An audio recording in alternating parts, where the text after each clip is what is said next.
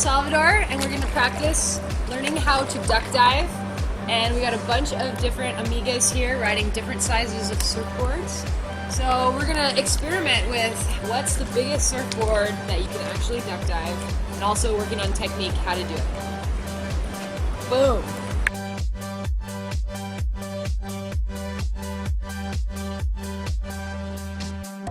So the key to a good duck dive, number one, you need to have some speed. That's going to make it easier. Number two, it's a timing thing where you do it on the wave.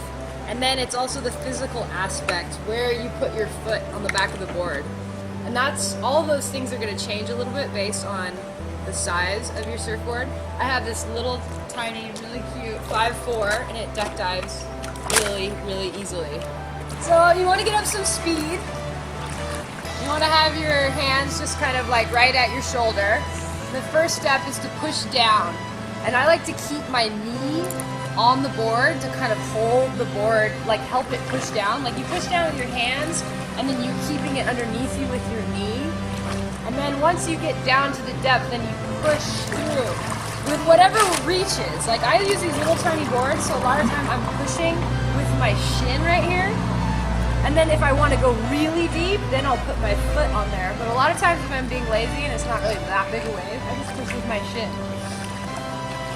But if I had a longer board and my foot reached the edge of the board, then I would always push with my foot. And then another thing that we've seen girls do that doesn't really work that well is they think they got to get the foot all up.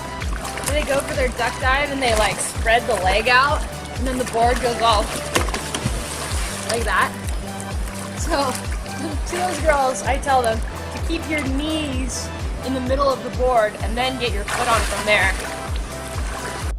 So now that you got your body right, let's talk about timing.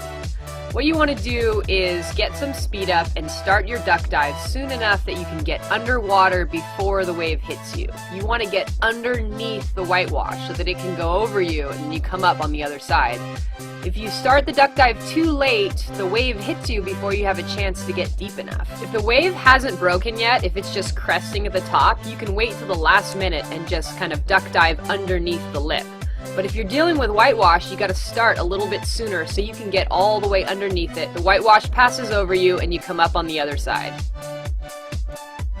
Here are a few examples of some amigas giving it a try, and we can talk about what's going wrong. Here's an amiga that's pushing down nicely with her hands, but she's not following through with her leg. So the board doesn't scoop through the wave very nicely. If you have a really good push down, but there's no follow through, then the board just goes out that way. This is what you want the board to do underwater. Scoop down and then come back up on the other side of the wave. This amiga is pushing down really nicely. She's scooping through with her leg, but her upper body's not getting down to the depth where the board is. So even though the board is deep, her body's not getting underneath the whitewash. Another thing that will help your duck dive be more awesome is keeping your eyes open. Probably not recommended if the water's super gross or if it's a little tiny whitewash on the inside with tons of sand. But if you're outside and there's a big wave coming, keeping your eyes open will help you because the whitewash is not uniform. It's not like a complete wall of darkness. There's like patches of more turbulent water and then there's patches of more airy water. And you can actually move yourself into the lighter patches and avoid some of the force? Yeah, you can avoid some of the force of the wave if you look for it. And if, worst case scenario, the big force is going to hit you, at least you see it coming, you can kind of brace for it. I don't wear contacts, but Jackie does, and Jackie says that she still opens her eyes underwater and very rarely loses a contact.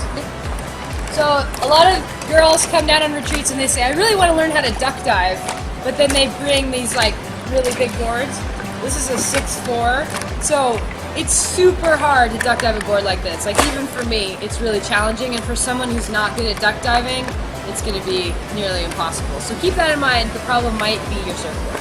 But just for fun, we'll try and duck dive it in the pool. Let's see if I can make it go under.